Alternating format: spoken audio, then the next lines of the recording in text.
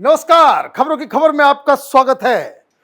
बांग्लादेश की पूर्व प्रधानमंत्री शेख हसीना ने सीधा सीधा ऐलान किया है कि वो वापस बांग्लादेश आएंगी। इतना ही नहीं, उन्होंने कारण भी बताया कि क्यों उन्होंने देश को छोड़ा।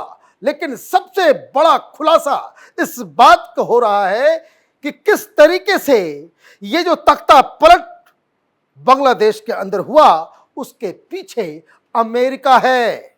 ब्लैकमेल किया जा रहा था और ये तख्ता पलट के पीछे मात्र एक उद्देश्य है कि बांग्लादेश का विभाजन, बांग्लादेश को काट के एक क्रिश्चियन कंट्री बनाने की साजिश जो अमेरिका रच रहा था, उसका आज खुलासा हुआ है। हम दो तीन स्टेटमेंट्स जो बाकायदा अब से कुछ देर पहले शेख हसीना की तरफ से जारी किया गया है, उसको भी पढ़ेंगे, बताएंगे। लेकिन वो कौन सा जगह है, वो कौन सी जगह है, वो कौन सा आइलैंड है जहां अमेरिका एक क्रिश्चियन, एक ईसाई मुल्क बनाना चाह रहा है?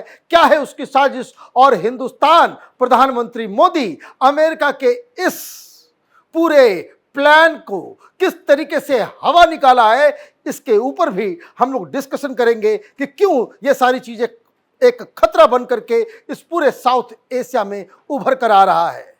आपके मन मुताबिक सरकार नहीं चले, आपकी दादागिरी नहीं माने, तो आप सरकार को गिरवा दोगे। ये अमेरिका की दादागिरी, उसके ऊपर भी हम चर्चा करेंगे। पूरी कहानी, इतिहास कि किस तरीके से वो कौन सी जगह है जहां अमेरिका एक ईसाई मुल्क बनाना चाहता है, उसकी भी डिटेल बताऊंगा। मैप के ऊपर पूरा एक्सप्लेन भी करूंगा। लेकिन पहले आइए सुनते हैं कि क्या शेख हसीना ने अपने रीसेंट बयान में कहा।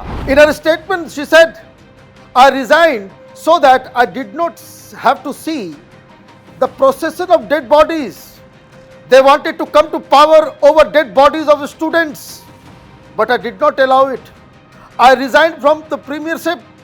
I could have remained in power if I had surrendered the sovereignty of Saint Martin Island and allowed America to hold sway over Bay of Bengal. I beseech to the people of my land, please do not be manipulated by radicals. क्या कहा शेख हसीना ने? उन्होंने कहा कि मैंने इसलिए इस्तीफा दिया, मैं इसलिए देश छोड़ के आई हूं क्योंकि मैं मुर्दों के प्रोसेसन को नहीं देख सकती थी, लाशें मैं नहीं देखना चाहती थी। स्टूडेंट्स को मैनिपुलेट किया गया है। मैं आसानी से अपनी कुर्सी बचा सकती थी अगर मैं अमेरिका को सेंट मार्टिन आइलैंड, ये सेंट मार्टिन आइलैंड, इसके बारे में पूरी चर्चा भी होगी। सेंट मार्टिन आइलैंड अगर हमने सरेंडर कर दिया होता, बांग्लादेश की सॉवरेनिटी सरेंडर कर दी होती, तो फिर मैं आराम से प्रधानमंत्री बन सकती थी। उन्होंने और भी अपने स्टेटमेंट में जो कुछ देर पहले आया है, क्या कहा है वो सुनिए। My heart cries upon receiving news that many leaders have been killed, workers are being harassed and their homes are subjected to vandalism and arson. With the grace of Almighty Allah, I will return soon. Awami League has stood up again and again, and I shall forever pray for the future of Bangladesh, the nation that my great father strived for, the country for which my father and my family gave their lives. साफ साफ उन्होंने न सिर्फ ऐलान किया है बल्कि चुनौती दी है। वहां एक जो कठपुतली, अमेरिका की कठपुतली सरकार जो वहां पे है, उसको कहा है वो वापस आएंगी। और जिस तरीके से अवामी लीग के कार्यकर्ता और नेताओं को मारा जा रहा है, उसके ऊपर भी उन्होंने अफसोस जताया है। तो वो वापस जाएंगी तो क्या माना जाए? अभी वहां बवाल होगा, क्योंकि ये जो कहानी है कि अमेरिका ने ये तख्ता पलट किया और ये सेंट मार्टिन आइलैंड जो पूरे विवाद में घिरा हुआ है, उसकी कहानी आप समझिए। ये कोई पहली बार नहीं है। कैपिटल टीवी ने जिस दिन से ये उत्पात मचा था ढाका के अंदर, तब से हम लोग कहते आ रहे हैं कि इसमें बाहरी हाथ, इसमें जॉर्ज सोरोस, इसमें अमेरिका के डीप स्टेट और इस तरह के तत्व जिसने पाकिस्तान के अंदर उत्पात मचाया, जो हिंदुस्तान में उत्पात मचाना चाहते हैं, वही बांग्लादेश में कामयाब हो गए। ये कहानी कोई नई नहीं है, हिंदुस्तान में पहले भी इसके बारे में रिपोर्टिंग हो चुकी है। मामला ये 24 मई का है। 24 मई को शेख हसीना ने 14 पार्टियों के साथ एक मीटिंग की थी। इवनिंग में थी मीटिंग और देर रात तक चली, और उसमें शेख हसीना ने पहली बार ये बताया कि एक सफेद आदमी, एक वाइट मैन, और अब तो उसका नाम की भी चर्चा हो रही है, जो साउथ एशिया का जो इंचार्ज है अमेरिका का, डोनाल्ड लू की, वो इसके पीछे था, जो उनके ऊपर दबाव डाल रहा था कि ये जो आइलैंड है, सेंट मार्टिन आइलैंड, इसको आप सरेंडर कर दो, यहाँ पे हमें एक नेवल और एयरफोर्स बेस हमें बनाने दो, अमेरिका को यहाँ घुसने दो, ताकि आप आराम से अपनी सरकार चलाएं और इलेक्शन में आपको हम जितवा देंगे। ये अमेरिका की प्लानिंग थी। उस समय चुनाव नहीं हुए थे। चुनाव हो जाता है, वो जीत जाती हैं, और उसके बाद जब ये मना कर दिया जाता है तो वहां जिहादियों, आईएसआईएस के तमाम कारकुनों के जरिए और सत्ता लोभी पॉलिटिकल पार्टीज जो चुनाव में नहीं हरा सकती हैं, उनके साथ मिलके ये पूरा तमाशा किया गया। ये आइलैंड जो है, आप ये समझिए ये क्या है। ये कुल मिलाकर के यहां से लेके वहां तक ये 8 स्क्वायर किलोमीटर जमीन है बस। लेकिन यहां वो अमेरिका एक अपना आर्मी बेस खोलना चाहता है, ये आप मत समझिए। और इस आइलैंड को सेंट मार्टिन आइलैंड ये ब्रिटिश लोगों ने नाम दिया। पहले इसका नाम था नरिकल जंजीरा दारूचिनी आइलैंड द्वीप, बांग्ला में मतलब उसका मतलब ये हुआ नारियल द्वीप और दालचीनी द्वीप। इसका ओरिजिनल नाम जो बंगाली लोग वहां पे कहते थे, ये भारत का हिस्सा था। ये समझिए, भारत का हिस्सा था आजादी से पहले। कैसे कैसे क्या हुआ, इस कहानी पे हम जाएंगे, लेकिन इसके लोकेशन को समझिए तो आपको समझ में आ जाएगा कि अमेरिका की प्लानिंग क्या है। ये जो इलाका है, जिस जगह पे आप इस आइलैंड को देख रहे हैं, ठीक ये सेंट मार्टिन आइलैंड है। और आप देखिए मात्र 8 किलोमीटर दूर ये जो जगह है, ये म्यांमार है। ये म्यांमार है, और ये ढाका से करीब 550 किलोमीटर दूर है, 550 किलोमीटर।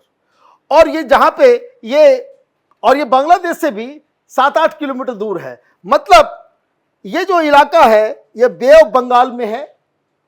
इधर म्यांमार है, बर्मा है, और इधर बंगाल है, बांग्लादेश है।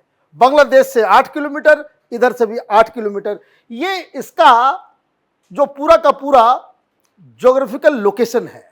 और आप ये समझिए, ये जो जगह है म्यांमार का, अब यहीं से खेल समझ में आपको आएगा। ये म्यांमार का जगह जो है, ये म्यांमार के रखाइन स्टेट का हिस्सा है। और ये वही जगह है जहां से रोहिंग्या हैं। यहीं पे रोहिंग्याज और बुद्धिस्ट लोगों के बीच लड़ाई चल रही है। रोहिंग्याज और ईसाइयों के बीच लड़ाई चल रही है। शेख हसीना ने बताया कि जो प्लान है, दरअसल ये सिर्फ 8 स्क्वायर किलोमीटर का मसला नहीं है कि यहां पे हम आ जाएंगे और यहां पे हमको बेस बनाने दीजिए। दरअसल अमेरिका की तैयारी ये है कि ये चूंकि 8 किलोमीटर है, तो ये जो कॉक्स बाजार, कुछ इलाका बंगाल का और कुछ इलाका ये रखाइन प्रोविंस का, जहां से रोहिंग्या आ रहे हैं, देश भर से रोहिंग्या यहीं से गए हैं। दुनिया भर में रोहिंग्या मुसलमान, यहां वही उनका इलाका है। और ये चाहते हैं कि कुछ हिस्सा म्यांमार का काट के, कुछ हिस्सा बांग्लादेश का काट के, और इस आइलैंड के साथ वो एक ईसाई मुल्क बना दे। ये उनकी पूरी तैयारी थी। शेख हसीना ने मना कर दिया तो मामला खत्म हो गया, सत्ता से हटा दिया गया। और वहां पे अपनी कठपुतली सरकार को इन लोगों ने बाकायदा पूरा कर दिया। अब इस आइलैंड के बारे में भी थोड़ा सा डिटेल में समझना जरूरी है। ये किसका अधिकार है? ये बहुत कंटेंशियस इलाका है। बर्मा वाले, म्यांमार वाले भी कहते हैं कि हमारा है, उसका भी हमारा है। तो ये दरअसल करीब 5000 साल पहले, ज्योग्राफी समझिए, 5000 साल पहले ये एक ही लैंड हुआ करता था, एक ही लैंड था। लेकिन समुद्र तल जो है वो बढ़ा तो पानी आ गया, और उसके बाद ये पानी के अंदर पूरा डूबा हुआ था। फिर जब ये डाउन गया तो ये इलाका 450 साल पहले ही बाहर आया है। आप ये समझिए, पहले यहां समंदर था, 450 साल पहले ये उभरा भी कौन सा? उसका साउथ का इलाका। और करीब 100 साल लगे ये इलाका भी सामने आ गया। आज से करीब 350 साल पहले ये आइलैंड जो है वो एग्जिस्टेंस में आया, और उसके बाद जो करीब 250 साल पहले जो अरब से आने वाले जो व्यापारी थे उन्होंने इसे ढूंढा, इसीलिए उसे नारकली जजीरा कहते हैं। अब जुंदे अब अल जजीरा चैनल, तो जजीरा का मतलब होता है टापू, तो ये टापू ये बन गया। लेकिन फिर 1900 में क्या हुआ, जहां पे ब्रिटिशर्स आ गए, उनका कब्जा हो गया, और वहां पे चर्च भी खुल गए, और सेंट मार्टिन नाम जो है इसका रख दिया गया 1900 में। वहां किसी पादरी के नाम पे रख दिया। तो यहां बताया जाता है कि भाई चिटगांव पास में ही है, तो चिटगांव का जो है कोई वहां पे कलेक्टर जो है वो सेंट मार्टिन नाम था, इसलिए उसका नाम ये हो गया। अब ये जो आइलैंड है, अब देखिए हिंदुस्तान को सीख लेनी चाहिए। पता नहीं जवाहरलाल नेहरू वगैरह ने क्या किया। 1937 तक यह बर्मा हिंदुस्तान का हिस्सा था। 1937, अभी 100 साल भी पूरे नहीं हुए। हिंदुस्तान को कैसे छोटा किया गया है, काटा गया है। बर्मा अलग, बांग्लादेश अलग, पाकिस्तान अलग, अफगानिस्तान अलग, सब हिंदुस्तान को अलग अलग ढंग से काट के अलग कर दिया गया। लेकिन हम लोग अभी भी, हमारे अक्ल जो है वो ठिकाने नहीं आए हैं। अगले 50 साल में और भी कितने बंटवारे होंगे पता नहीं। तो 1937 तक ये हिंदुस्तान का हिस्सा था, ब्रिटिश राज के, ब्रिटिश भारत का हिस्सा था। लेकिन जब 1947 में बंटवारा हुआ तो ये सेंट मार्टिन, हालांकि इसके ऊपर भारत को अपना कब्जा दिखाना था, वो तो आप ये समझिए कि कुछ लोगों की अक्लमंदी थी। हमने अंडमान निकोबार आइलैंड के ऊपर कब्जा कर लिया, अदरवाइज वो आज बांग्लादेश में होता, म्यांमार में होता, पता नहीं कौन इसके ऊपर राज कर रहे होते। लेकिन इसको हम लोगों ने छोड़ दिया, तो क्या हुआ, ये पाकिस्तान के पास चला गया। अब ये पाकिस्तान की टेरिटरी हो गई। जब पाकिस्तान की टेरिटरी हो गई तो 1971 में जब पाकिस्तान अलग हुआ, बांग्लादेश बना, तो ये बांग्लादेश के पास आ गया। लेकिन फिर क्या हुआ, ये बर्मा वाले बोले भाई हमारा है, बांग्लादेश वाले बोले हमारा है। तो ये पूरा का पूरा जो है 1974 में बर्मा और बांग्लादेश के बीच में एक समझौता हुआ कि भाई चलो बांग्लादेश का ही मान लेते हैं। लेकिन हुआ ये कि चूंकि 7 किलोमीटर 8 किलोमीटर और मछुआरे वहां पे इलाका जो है वो, तो होता क्या है कि कभी म्यांमार वाले घुस जाते हैं, कभी रोहिंग्या लोग इधर आ जाते हैं, कभी वो भगा दिए जाते हैं। तो ये पूरा बवाल चलता रहा। लेकिन International Tribunal for the Law of the Sea, इसमें 2012 में यह तय हुआ कि ये फाइनली बांग्लादेश का ही टेरिटरी है। और ये बांग्लादेश का टेरिटरी 2012 में हुआ, और इसके ऊपर अमेरिका की कुदृष्टि पड़ गई। तो अब बड़े मैप में जरा पर नजर कीजिए, तो इस जगह पे वो सेंट मार्टिन आइलैंड है। आप ये देखिए, ये अमेरिका यहां पे बेस बनाना चाह रहा है, और हिंदुस्तान के ऊपर भी दबाव कि हम तो यहां पे आ रहे हैं चाइना के लिए, चाइना को चेकमेट किया जाएगा। यहां पे तो पूरी जगह आप देखिए, हिंदुस्तान यहां पे अंडमान निकोबार आइलैंड है, ये बर्मा यहां पे, बर्मा में ज्यादा इंफ्लुएंस है चाइना का। तो चाइना को रोकने के लिए अभी ये बताया जा रहा है, लेकिन प्रधानमंत्री मोदी और भारत की सरकार ने साफ कह दिया कि हां, चाइना को टैकल करने के लिए हम सफिशिएंट है। आप यहां बना दोगे लॉन्ग, शॉर्ट टर्म में कुछ लोगों को लग सकता है कि भाई ठीक है अमेरिका को घुसने दो, लेकिन लॉन्ग टर्म में यह अमेरिका किसी का नहीं है, इसमें भरोसा करना बड़ा मुश्किल काम है। आप देखिए किस तरह से अभी भारत और अमेरिका के बीच एक डिप्लोमेटिक वॉर चल रहा है, कोल्ड वॉर किस्म का, कि आप कहां से खरीद सकते हो वेपन, कहां से पेट्रोल ले सकते हो, कहां से गैस ले सकते हो, ये तमाम डिक्टेशन जो दे रहा है भारत को, तो भारत ने इसके लिए मना कर दिया। और शायद शेख हसीना आज हिंदुस्तान में है, इसका यह भी कारण है कि वो बांग्लादेश की सोवरेंटी के ऊपर कॉम्प्रोमाइज नहीं करना चाहती थी, और वो यहां पे अमेरिका यहां पे मिलिट्री बेस बनाना चाहता है, यहां पे शिप्स भी आ जाएंगे यहां पे। चूंकि ये जो पूरा आइलैंड है 8 से 9 किलोमीटर लंबा है ऊपर से नीचे तक, इसका मतलब है कि वहां पे जमीन इतना ज्यादा है कि वहां बड़े बड़े हवाई जहाज को गिराने के लिए, वहां पे लैंड कराने के लिए एयर बेस भी बनाया जा सकता है। तो नेवल बेस, एयर बेस, और आप ये बहाना लेकर के, क्या आप देखिए अमेरिका दुनिया में हर जगह है, भारत के कहना है, प्रधानमंत्री मोदी की सरकार का ये कहना है, शेख हसीना का ये कहना है कि भाई चाइना को आपको कंटेन करना है, आप जाओ इधर साउथ चाइना सी में, वहां आप सरेंडर करके बैठे हुए हो, आपको लड़ना है नहीं, चाइना से डर के रहना है, चाइनीज दलालों को आप न्यूयॉर्क, वाशिंगटन में घुसा करके बिठाए हुए हो, और आपको यहां पे जगह चाहिए।